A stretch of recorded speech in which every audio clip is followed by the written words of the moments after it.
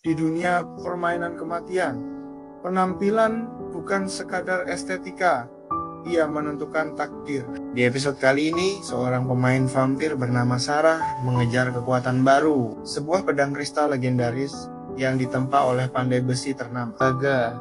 Tapi ambisinya menabrak satu halangan, pemilik pedang yang tak terduga, dan sebuah konfrontasi di hutan malam yang bisa mengubah semua. Ini kisahnya POV. Sarah, aku nemu game ini karena bosan hidup. Iklan bilang mulai hidup baru di dunia baru, dan aku bilang kenapa tidak? Aku pilih vampir. Kenapa? Karena cantik dan ya rasa enaknya cocok. Tapi bukan cuma soal tampilan. Vampir punya plus minus, lemah waktu siang, kuat malam hari. Aku juga ambil skill lightning speed, kelincahan dan intuisi jadi senjataku. Sarafo lanjut antusias. Dengan speed itu aku bisa menguras musuh tanpa mereka sempat membalas. Aku menikmatinya sampai masalah damage muncul, kecepatan oke, tapi serangannya kurang. Jadi aku cari senjata yang mengubah itu. Sarah point of view. Di Monster Town ada pandai besi terbaik, Gaga. Dia pegang sebatang kristal steel benda langka yang bisa jadi kunci buat senjataku. Jadi aku datang ke bengkel itu dan ya itu cinta pada pandangan pertama. Gaga dialog, suara tegas, tidak untuk dijual sembarang orang. Bahan ini bukan untuk main-main. Sarah berbisik, "Oh, tapi aku berpikir kalau hidup ini cuma taruhan nyawa. Kenapa peduli soal kodenya NPC?" Jadi aku ambil pedang itu. Sarah pun membuat Gaga sekarat dengan tebasan pedangnya. Pria itu memberikan banyak perlawanan, tapi itu bukan urusanku. Lalu kabur ke arah hutan. Masih point of view, Sarah aku darah daging, dan mereka hanya data. Sebesar apapun aku menyakiti mereka, apapun yang terjadi, mereka sama sekali tidak menyakitiku. Murder Bear, monster beruang, keluar dari kedalaman hutan dengan kekuatan besar dan ditebas 3 kali dalam sekejap. Bulunya cukup kuat untuk menangkal besi sekalipun biasanya akan memakan waktu lama untuk mengalahkannya. Jadi, aku akan melarikan diri, tetapi dengan pedang ini. Sarahku penuh kemenangan. Murder Bear muncul. Biasanya makan waktu 1 jam. Kali ini 3 tebasan. Api menyembur lewat sayatan. Pedang ini bukan main. Musik tambah magis sekaligus. Kekuatan 124 plus api 87. Tanpa ampun. Dengan pedang itu aku merasa tak terhentikan. Orang-orang bakal bilang aku pahlawan lagi. Forum akan membahas Sarah si pahlawan. Dan ya, mau tak mau aku jadi sedikit sombong. Langkah di semak, bayangan perak bersinar. Sosok baju zirah perak Yamamoto. Atau tokoh lain, narasi menyebutnya gadis PK berambut perak. Bulan memantul. Ini masih di sudut pandang Sarah. Ada manusia di tengah malam. Tanda bahaya PK. Tapi ada yang aneh. Wajahnya familiar. Pedang itu menarik perhatiannya. Matanya langsung ke pedangku. Gadis berambut perak. Pedang itu. Ya, itu kau pikir bisa jalan-jalan dengan itu begitu saja. Wajah wanita itu sangat cantik. Dan dia tampak seperti seorang idola atau model. Sementara orang bertanya-tanya berapa banyak pekerjaan yang telah dilakukannya pada wajahnya. Kecantikan wanita itu sangat seimbang dengan garis halus yang membuatnya sulit diketahui apakah itu hanya alami. Duri bernama permusuhan menusuk hatiku. Aku merasakan api kecemburuan berkobar. Maaf, tapi sebelum saya disuruh mati, saya mulai bergerak. Kalau mau hidup, bunuh saja yang lain. Kalau mau sesuatu, ambil saja dari yang lain. Itulah aturan di dunia ini. Jadi saya langsung membunuh orang ini yang mencoba membunuh dan mencuri apa yang menjadi milik milik saya. Itu agak berbahaya, Yamamoto kesal.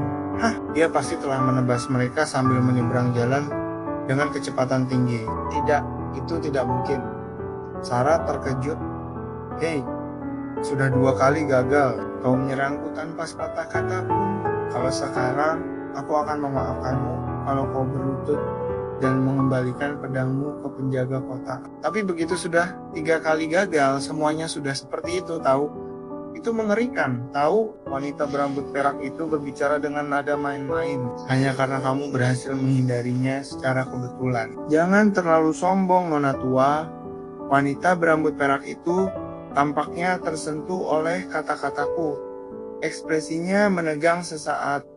Sebelum dia tertawa terbahak-bahak. Kita udah melewati 3 out, kita udah 10 out, kita sudah di awal inning kelima dengan total 12 out. Apa yang akan kita lakukan? 3 kali gagal menghindar. Sekarang kau bisa minta maaf, berlutut, atau mati. Yamamoto murka. Jangan sok. Aku bukan tipe yang menyerah begitu saja. Jika serangan dengan pedang ini berhasil mengenai sasaran, maka serangan itu dapat langsung membunuh.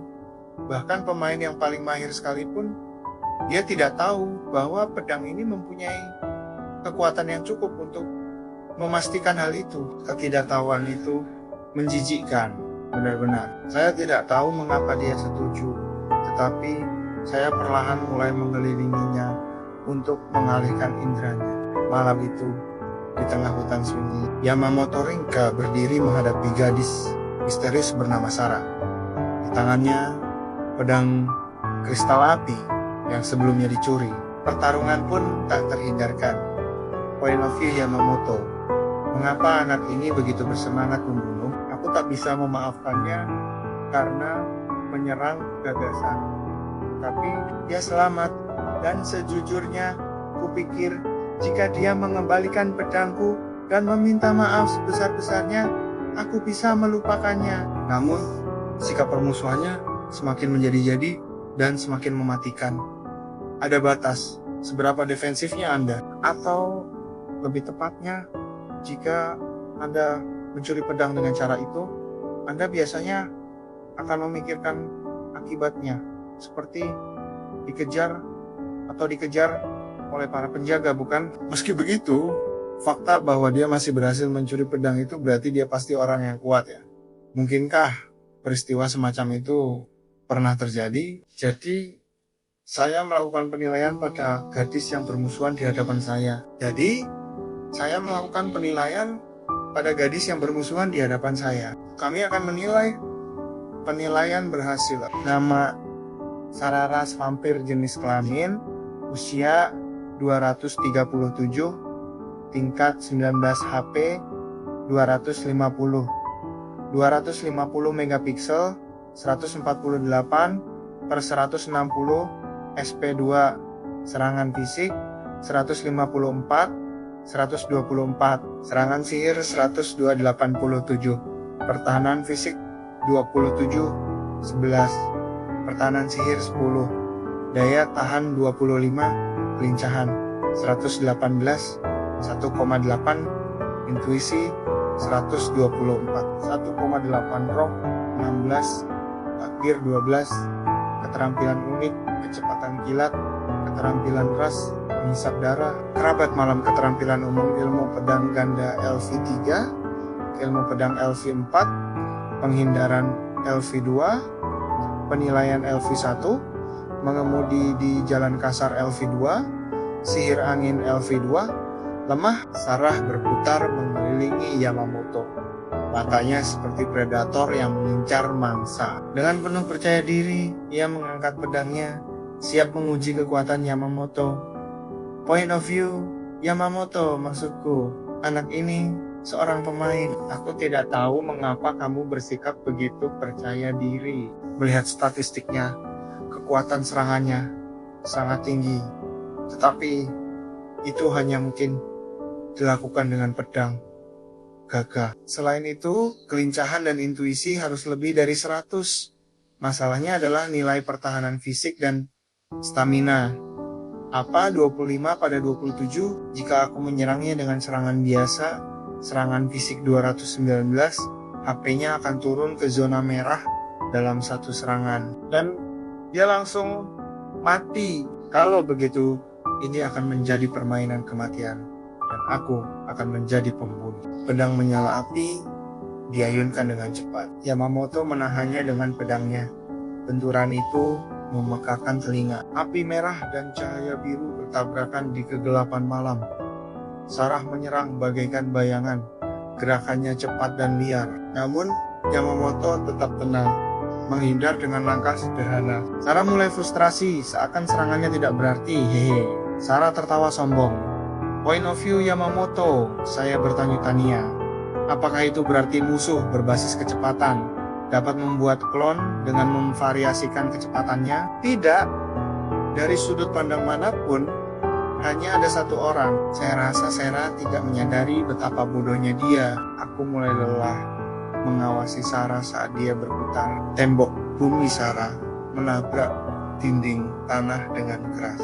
Oh, itu berasal dari wajah. Anda lihat, untuk menciptakan rasa kecepatan itu, kami berlari seperti ninja. Sarah menabrak tembok, tanah dan jatuh, lalu meletakkan tangannya di atasnya dan berdiri. Dengan mukanya yang penuh dengan tanah, darah, dan efek, Sarah melotot ke arahku dengan ekspresi yang kuat. Sihir itu pengecut.